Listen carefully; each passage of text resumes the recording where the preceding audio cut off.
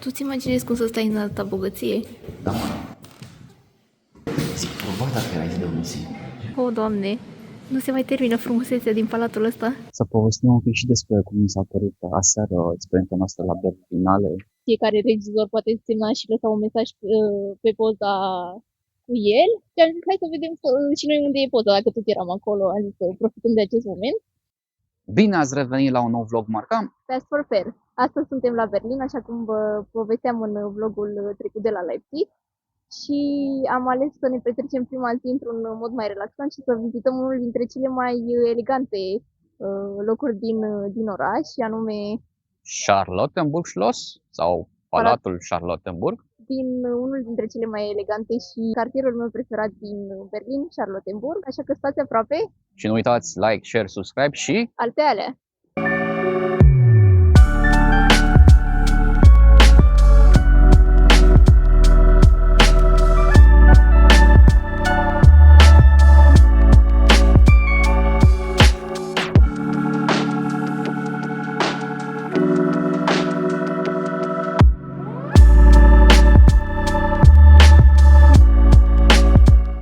ne aflăm în inima Berlinului de Vest, în Charlottenburg Palace. Da, am ajuns la Charlottenburg, care este unul dintre cartierele mele preferate din Berlin, Charlottenburg. Și de-abia așteptăm să vedem palatul.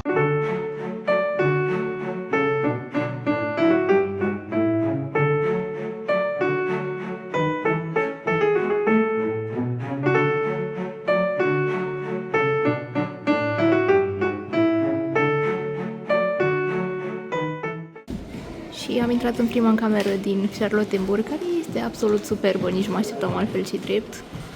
Un tapet absolut superb și tavanul.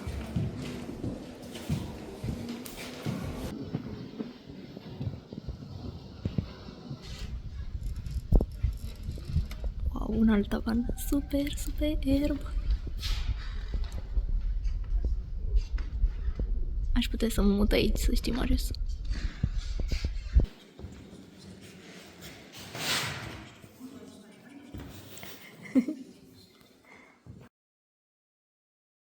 Trebuie să aflăm ce a fost și aici.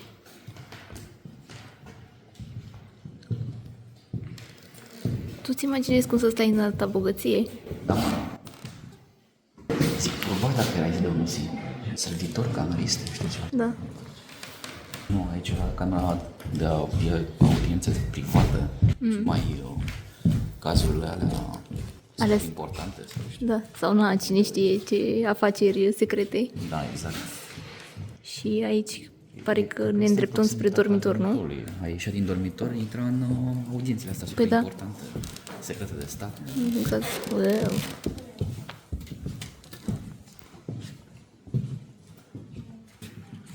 Vezi că aveau o colecție super impresionantă de vase de-astea chinezești. Că le-am observat și în camerele celelalte. L-ar fi supărat producătorii de porțelan din Dresda. Da, probabil și eu zis, luăm tot. Sau sunt fake-uri produse în Dresda. Aoleu. Da, why not?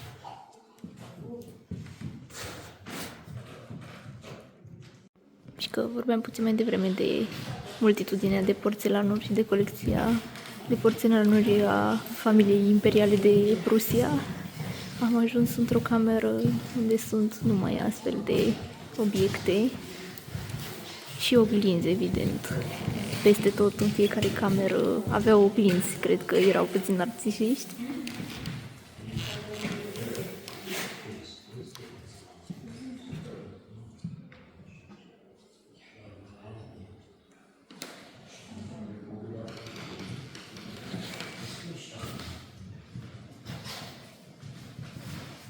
Și evident tavanul și în această cameră este de inspirație grecească.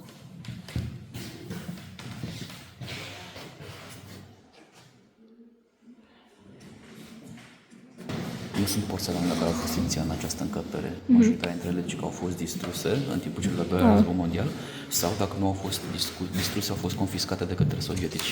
Ah, ok. Da. Iar ceea ce vedem noi acum sunt porțelană comercializate de către cei care aveau astfel de obiecte, iar colecția a fost întregită până în 1967, scrie ceva aici. Ok. Da. Interesant. Dar tot din zona asiatică. Da, se vede clar. Așa, cum puteți observa, sunt porțelanuri albastre albe. Da. Căci că înainte existau și alte teme. Nu mai este. Aici era capela castelului, impresionantă. Da, aveai slujba privată. Păi, mi se pare normal. Cred că aia e coroana germană. Probabil. Întemeitorii dinastiei de Hohenzollern. Da. Și aici este un fel de armură purtată în timpul procesiunii funerare. Știi pe catafal? Deci asta nu avea nicio utilitate practică, era doar ceremonial. Bine, multe chestii pentru ei nu prea aveau o utilitate practică dacă e să mă întreb pe mine, ci aveau mai mult simbolistica asta de exprimarea puterii și a ceremoniei.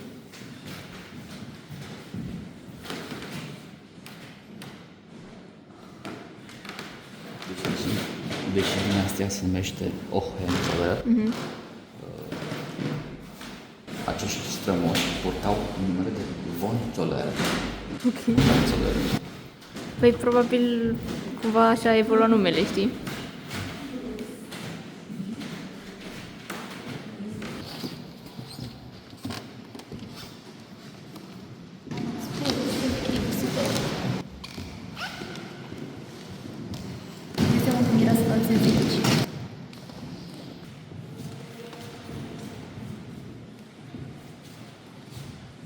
Declar asta cea mai frumoasă încăpere din palatul acesta. Și priveliștea. Mi-aș lua aici cafeluța în fiecare dimineață. Vai tu! Măi, urât.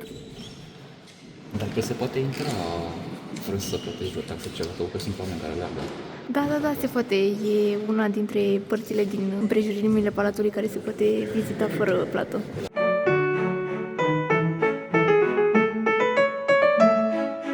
Câteva impresii despre Charlottenburg Palace? Mi-a plăcut. Charlottenburg Scholz, ca să zic. Jos, da. Mi-au plăcut primele două camere, pentru că mi s-au părut așa puțin mai fancy și evident camera oglinzilor asta în care am fost ultima, așa pe colț, mi s-a părut foarte drăguță. Eu am crezut că acolo se țineau baluri sau ceva, dar nu, am citit că era pur și simplu o încăpere pe care o tranzitau și cred că mai luau masa acolo. Exact. Cum priveliștea este super bătrână. Priveliștea, da. Și mie mi se pare că este puțin mai spartan palatul ăsta decât la din Viena. Decât la Schönbrunn. Se vede că e tradiția pusă pe la mijloc. Da, exact asta. Și poți să mai afli ceva despre dinastia Hohenzollern aici. Da. Sunt multe chestii care leagă palatul ăsta de dinastia, da. Păi cumva era palatul dinastiei. Exact. Mi-a făcut să ne gândim la legătura dintre România și Germania, având în vedere că dinastia noastră regală se trage din dinastia lor și mi s-a părut așa puțin cumva mi-a amintit de casă. Dacă aveți o zi în Berlin și nu știți ce să faceți, puteți să veniți aici, mai ales pentru că tot domeniul este destul de vast și noi acum chiar vrem să mergem să vedem grădinile pe care le-am văzut din interior și sperăm că sunt drăguțe, plus că dacă plătești bilet de 19 euro, cum am plătit noi, ai acces și în aripa nouă și mi se pare că mai sunt și niște galerii. Noi cred că acum am fost doar în Palatul Vechi și cred că trebuie să descoperim puțin exact, să vedem unde sunt celelalte părți care sunt incluse în biletul respectiv. Exact. După ce în 1943 a fost aproape complet ras Da. aici, Da. că reconstruirea Da, pare destul de bine făcută, mai ales că probabil au avut și surse din care să se inspire, dar la intrarea în vechiul palat o să vedeți, dacă veniți, că au un scurt video despre istoria de și prima, despre evoluția Palatului și a domeniului și arată că în al doilea război mondial a fost bombardat și distrus aproape în totalitate și e super interesant să vezi că l-au reconstruit aproape unul la unul cum era înainte și e fascinant treaba asta. Exact. Da. Aici cred că era aripa unde a locuit una dintre regine, pentru că observați tapetul acesta floral și motive mai feminine decât în părțile celelalte.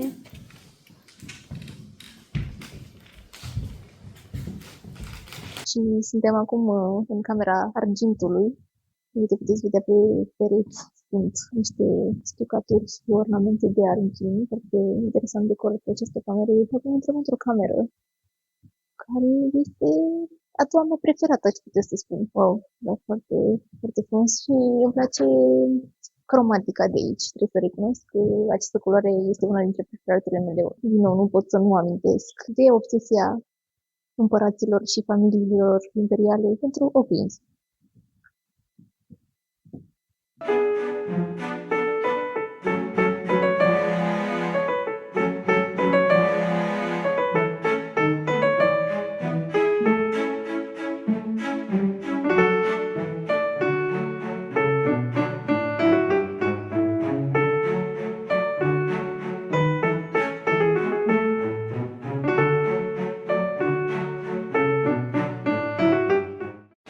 Și știți că vă povesteam mai devreme de sala oglinzilor, care credeam eu că este sala de bal. Eu cred că aceasta era sala de bal.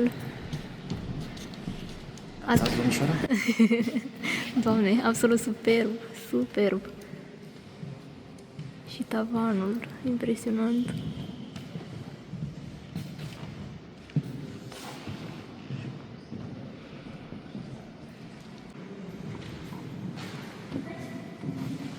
O, Doamne, nu se mai termină frumusețea din palatul ăsta? Îmi retrag cuvintele, aripa nouă este mai frumoasă decât aripa veche. Să avem aici înregistrat pe vlog. Se vede că a fost locuința uneia dintre cele mai puternice familii imperiale din Europa, fără doar și poate.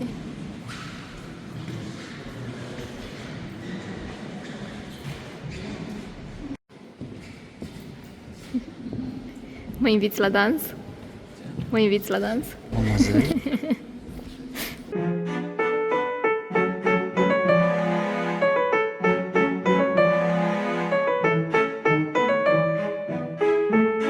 Să povestim un pic și despre cum mi s-a părut aseară experiența noastră la Berlinale. Da, eram în oraș când s-a desfășurat festivalul, am zis totuși să avem și noi această experiență și ca să fie tot acum, am fost chiar la Palatul Berlinale din Potsdamer-Platz, un loc care pe din afară pare așa super fancy, dar înăuntru e chiar atât de impresionant.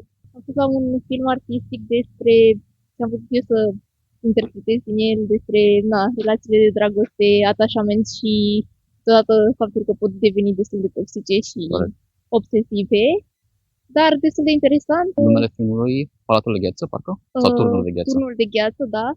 Pornea cumva de la povestea O poveste populară? Crăieții Zăpezi, Crăieții Zăpezi, da. Și era cumva adus în perioada modernă, film francezesc, cu subtitrare în engleză și germană, fiind festival internațional de film. Și noi când am văzut că are subtitrare în engleză și germană, am făcut așa o glumă că nu știam exact dacă o să aibă subtitrare ori în engleză, ori în germană. Și am zis, ziceam lui Marius, dacă avem noi noroc cum avem noi de obicei, o să fie subtitrare în germană, dar nu. Evident, a fost subtitrare și în germană și în germană. Dar am avut noi această glumă internă a noastră. Să menționăm faptul că ziua în care am mers la festival a coincis cu momentul în care Radu Jude a făcut acel lucru. Da, în Palatul Festivalului de Film de la Berlin, în fiecare an, pe toate holurile de la etajele clădirii sunt afișate poze cu regizorii și actorii din distribuția filmelor care concurează pentru competiția din anul respectiv. Și noi, pentru că știam că cu o seară înainte sau cu o zi Cu o zi înainte, înainte a fost? Nu cred a că fost cu în o zi acea zi? înainte Ok. a semnat poza, pentru că fiecare regizor poate semna și lăsa un mesaj pe poza cu el. Și am zis, hai să vedem și noi unde e poza, dacă tot eram acolo. Am zis că profităm de acest moment. Chiar o atracție, pentru că noi ne-am întâlnit cu O doamnă o din doamnă din Germania. Germania, Exact. care știa și ea de Și venise acest special, eveniment. cu Da. toate că nu i-a plăcut Dar filmul. nu i-a plăcut filmul, ne povestea și ne-a întrebat că ne-am uitat la film și noi n-am văzut filmul momentan. Dar ne povestea că în ciuda faptului că nu i-a plăcut filmul, a zis totuși să vină să vadă Da, acest... adică a marcat-o da. cumva manifest pe care l-a făcut Radu Jude și a venit Da. special în zona respectivă ca să facă o fotografie și chiar a discutat cu noi despre situația Da. existentă în Germania, lucruri de genul Da. ăsta.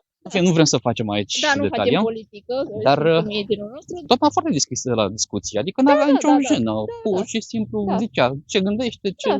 Ceea ce mi se pare super ok, adică e stilul german, pur și simplu, Exact. fără să jignească pe cineva, pur și simplu onestitate, un stil direct și o conversație absolut normală, fără să intrăm în conflict, adică foarte ok. Cred că dacă toți am avea stilul ăsta, cred că lumea ar funcționa mai bine. Da, corect. Și pentru că toți suntem în Berlin, am zis să profităm de caracterul cosmopolit al acestui oraș și să începem cu un tradițional hobo de vită. Arată super, super bine și porțiile sunt super mari. Și eu mi-am luat un curry pui și orez și legume și arată super bine.